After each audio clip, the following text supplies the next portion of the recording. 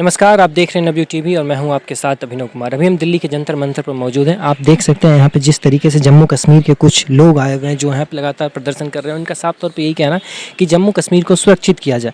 तो आइए हम इनसे बातचीत करते और जानने की कोशिश करते हैं कि किस मुद्दे को लेकर यहाँ पे लगातार धरना प्रदर्शन कर रहे हैं।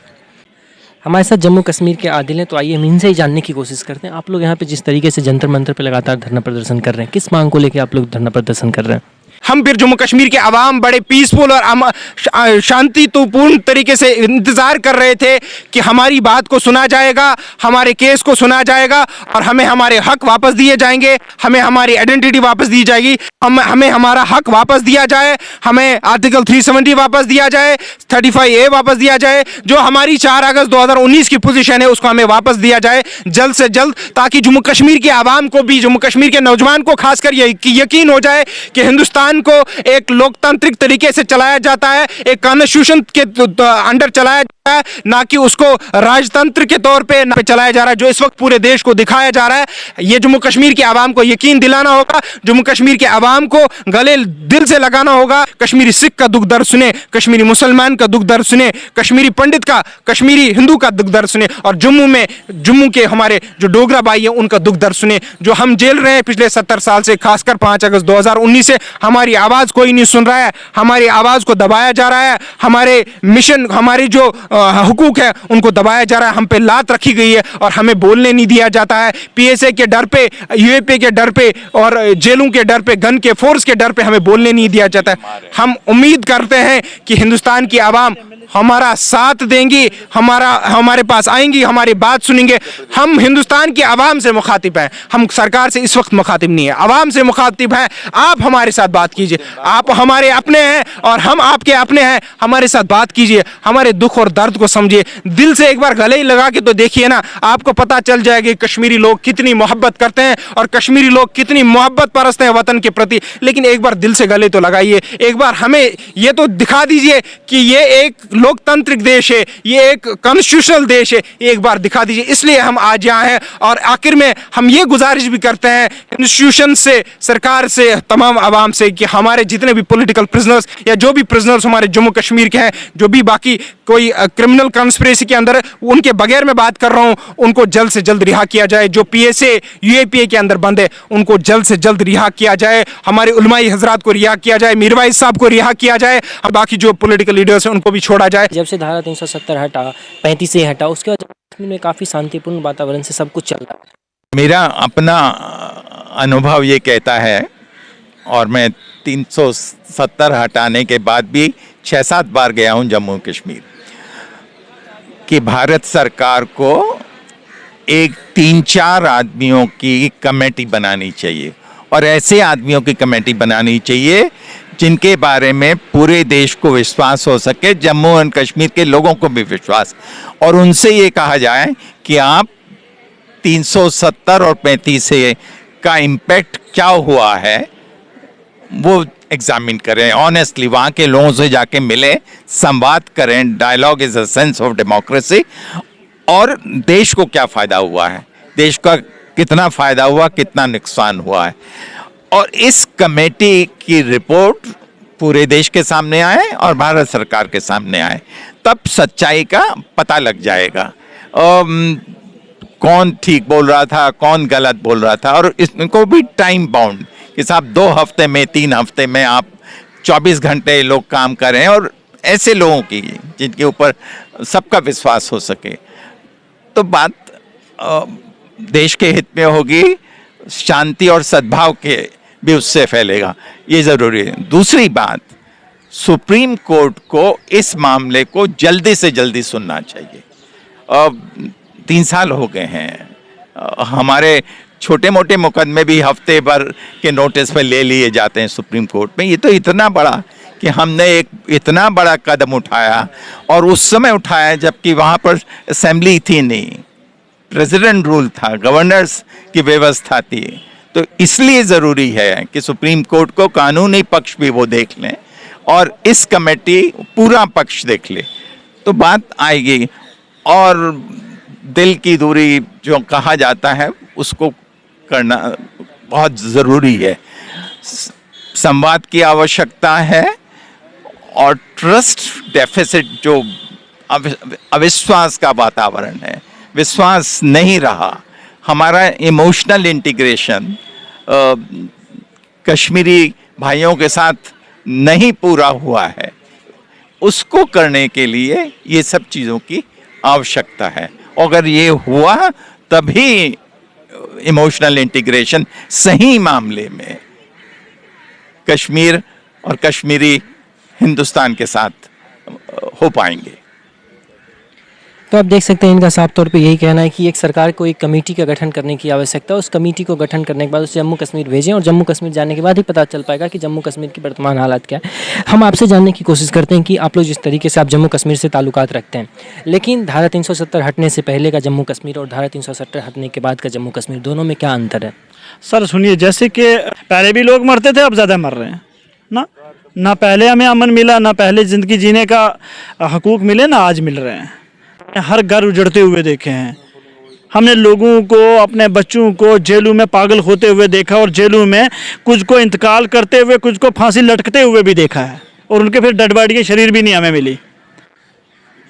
तो आज नहीं हो रहा, 1947 से हो रहा। ओपी शाह साहब ने जो बोला ये ठीक है, ये लोग आज हमारे साथ आके खड़े हैं, बैठे हैं। और नगर जैसी सिटी में रात को 8 बजे के बाद अगर आप बाहर निकलते हैं तो आपको 1000 चेक पोस्ट से बाहर निकलना पड़ेगा और कभी कभी तो ऐसा होता है कि आपको मिलिटेंट बना के शक की नज़र में ठोक भी दिया जाएगा। अभी 2-3 महीने पहले अनंतनाग में एक बकरवाल बच्चा था, सुमन ड्राइवर, उसको भी मार दिया था मिलिटेंट, बाद में पता चला नहीं सिविल था। तो ये कश्मीर के हालात हैं और वो आज भी हैं। ये मैंने पोस्टर कश्मीर का लगाया हुआ है पीछे। ये 3 बच्चे हैं जो शपैन में मजदूरी कर रहे थे, डिस्ट्रिक्ट रजौरी पीर पंजाल के थे, मजदूर लोग थे। इनको पाकिस्तानी विदेशी आतंकवादी बना के इनकाउंटर में मार दिया गया। फिर जब परिवार कहने लगा हमारे बच्चे तो मजदूरी पर शपैन गए हैं, भी 15 दिन हुए, तो जब जांच हुई, जुडिशल इंक्वायरी हुई, जब जाके पता चला कि आर्मी ऑफिसरों ने अपने प्रमोशन के लिए इनको पाकिस्तानी मिलिटेंट बना के मार दिया है। आप बहुत बड़ी बात कह रहे हैं कि आर्मी के जो जवान हैं वो मतलब अपने प्रमोशन, जुडिशल इंक्वायरी में आया। अलजी साहब यहाँ खुद इनके घर गए हुए हैं, ये तो नेशनल इंटरनेशनल न्यूज़ थी, ठीक है। ये अभी 1 साल हो गया, 1 साल हो गया था। तो ये तो इंटरनेशनल, अलजी साहब खुद घर गए, उनके ऊपर मुआवजा दिया, पैसा दिया इनको, और जो आर्मी ऑफिसर है वो जेल में है। उसी तरीके के साथ राहुल भट्ट, हम किसी की बात नहीं, राहुल भट्ट कश्मीरी पंडित हैं, एक तहसीलदार ऑफिस में काम करते थे। इनको भी आके कोई अननोन लोग आए, हमें नहीं पता ये कौन है अननोन, हम नहीं जानते, ये तो एजेंसियाँ बताएंगी, सरकारें बताएंगी। कश्मीर में तो कोई भी हमारे पाकिस्तानी मारता है तो हम तो नहीं बोल सकते, सरकार बोलती है, सरकार को निपटना पाकिस्तान से, हमें नहीं निपटना है। वो जाने कैसे बात कर सकते हैं। हमारा काम है पीस के लिए, हमें चाहिए बेहतर ज़िंदगी, और हमारे साथ जो वादे किए हैं उनको पूरा करें। पहले प्राइम मिनिस्टर नेहरू जी से लेके आज दिन तक जो वादे हुए एक भी पूरे नहीं हुए, उल्टा हमारे को दबाया गया है। हमें बोला गया तुम ज़ुबान खोलोगे तो जेल मिलेगी, PSA मिलेगा, UAPA मिलेगा, नहीं तो अफसा जैसे काले कानून है घर को भी उड़ा दिया जाएगा। अब जाइए कश्मीर में कितने सैकड़ों घरों को उड़ा दिया गया है। वो बेचारे गरीब मजलूम लोग बड़ी मेहनत से पता नहीं कोशिश कर के मकान बनाते हैं, स्किंटों में उनको उड़ा दिया जाता है। ये कहाँ का इंसाफ है जनाब? और फिर जब बात करता है उसको अंदर डाल देते हैं। आप जर्नलिस्ट हो, मैं आपसे कहता हूँ कितने हमारे श्रीनगर के जर्नलिस्ट हैं, कितने जर्नलिस्ट हैं, मैं किस किस के नाम लूँ? इतना है कि मैं नाम ही नहीं ले सकता। कितने लोग जेलों में हैं क्योंकि सरकार के खिलाफ लिखने का, अपने हक की बात करने पर हमारे जर्नलिस्ट को जेलों में किया गया। हमारे जमात इस्लामी के उलमा हज़रात उनको जेलों में रखा हुआ है, हमारी ओरिजिनल प्योर लीडरशिप को जेलों में रखा हुआ है। और आप कहते हो कि नहीं हमने छोड़ा तो आपने उन्हीं को है जो आपके साथी होते थे कभी ना कभी, लेकिन उनको कहाँ छोड़ा जो हमेशा से हक मांगते थे। तो आज भी हम यही चाहते हैं कि पहली बात कि सुप्रीम कोर्ट 370 के ऊपर चर्चा करे, उसके ऊपर सुनवाई करे और जल्द से जल्द इसके ऊपर फैसला करे और जम्मू कश्मीर में 370 को रिस्टोर किया जाए। दूसरी डिमांड है कि जितने भी हमारे रियासत के बाहर के बच्चे बाहर की जेलों में बंद हैं उनको जम्मू कश्मीर में जेलों में शिफ्ट किया जाए। अगर यूपी का, बिहार का, गुजरात का, महाराष्ट्र का कोई पॉलिटिकल प्रेसिडेंट या नौजवान जम्मू कश्मीर की जेल में नहीं रखते तो फिर जम्मू कश्मीर के लोगों को इधर क्यों रखते हो? तंग करने के लिए, परेशान करने के लिए, उनके परिवार को ज़ीरो करने के लिए, ख़त्म करने के लिए, ये बर्दाश्त नहीं होगा हमसे। और जो पब्लिक सेफ्टी एक्ट में है, क्या कसूर है भाई? अब तो पब्लिक सेफ्टी एक्ट का मतलब कि अवाम को इनसे ख़तरा, भाई हमें इन लोगों से कोई ख़तरा नहीं है। पूरी कौम जम्मू कश्मीर की कह रही है, जिनको आपने पब्लिक सेफ्टी एक्ट में अंदर रखा हुआ है, हमें रत्ती बार इनसे कोई ख़तरा नहीं है। हमारे भाई हैं, हमारे कुछ लीडर हैं, या कुछ हमारे होलमा हजरात हैं।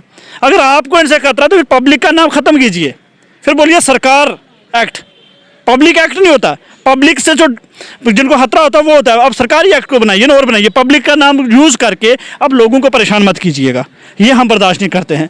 मैं 6 बार जेलों में रहा हूँ सर, 7 महीने, 4 महीने, 8 महीने, 2.5 साल से मैं नंगे पाँव चल रहा हूँ, शूज़ नहीं पहनता हूँ, प्रोटेस्ट पे चल रहा हूँ। ये संदीप बैरी सरकार को सिखाने के लिए, दिखाने के लिए कि हम पत्थर मारने वाले, गोली चलाने वाले नहीं हैं। हमें जस्टिस चाहिए, इंसाफ चाहिए। और जो महात्मा गांधी जी का देश है, अंबेडकर का जो देश है, मौलाना आज़ाद, शफाकुल्लाह, भगत सिंह का जो देश है, जिसमें इक्वालिटी सिखाई गई, जिसमें जस्टिस बताया गया, जिसमें आपको आपकी ज़बान के ऊपर, आपकी बात के ऊपर आपको इंसाफ देने की बात की गई, हम उस भारत देश को आज भी सलाम करते हैं और कहते हैं कि उसी भारत देश के हिसाब से हमें भी एड्रेस किया जाए। हमें किसी RSS या किसी ऐसी विचारधारा के साथ जोड़ के हमें मत परेशान किया जाए। रियासत जम्मू कश्मीर 5 टुकड़ों में बटी हुई है, पाकिस्तान के पास है, चाइना के पास है, हमारा क्या कसूर है भाई? हमें घर घर से जुदा किया हुआ है आप लोगों ने, 4 बेटों को आपने अलग अलग तकसीम किया हुआ है, कोई पाकिस्तान में है, कोई चाइना में है, कोई लद्दाख में है, कोई जम्मू कश्मीर में है। क्यों टुकड़ों में बांट रहे हो उस रियासत को आप?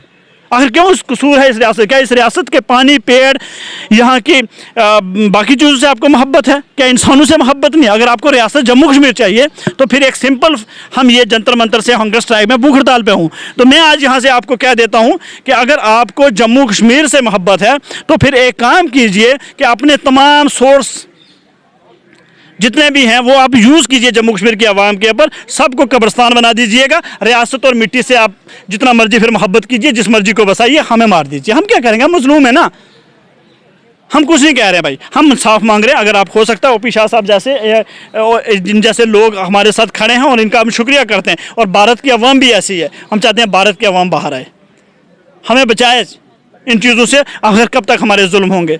सर हमने अपने भाइयों को मरते हुए देखा, हमने अपनी बहनों के मरते हुए देखा है, हमें नहीं पता कौन मार रहा है, बट मरते हुए ज़रूर देखते हैं। और सुबह आती है हेडलाइंस कि आज इसने इसको मार दिया, इसने, गोली कहीं से भी चले, मरता जम्मू कश्मीर का नागरिक है, वो चाहे हिंदू हो, मुस्लिम हो, सिख हो, ईसाई हो, गोली बहुत साइड चले, मरता जम्मू कश्मीर का नागरिक है। लड़ाई आप दोनों की है, मरता जम्मू कश्मीर का नागरिक है। लाइन ऑफ कंट्रोल में सीज़फायर वायलेशन होता, मरते 2 तरफ कश्मीरी हैं। बस इन चीज़ों के ख़िलाफ़ हैं हम। और हमारी जो 3 डिमांड है, इनको जल्द से जल्द अभी आप पूरा करें कि हमारे बच्चों को, हमारे बड़ों को, हमारे बुजुर्गों को जम्मू कश्मीर शिफ्ट करें, PSA वालों को रिलीज़ करें।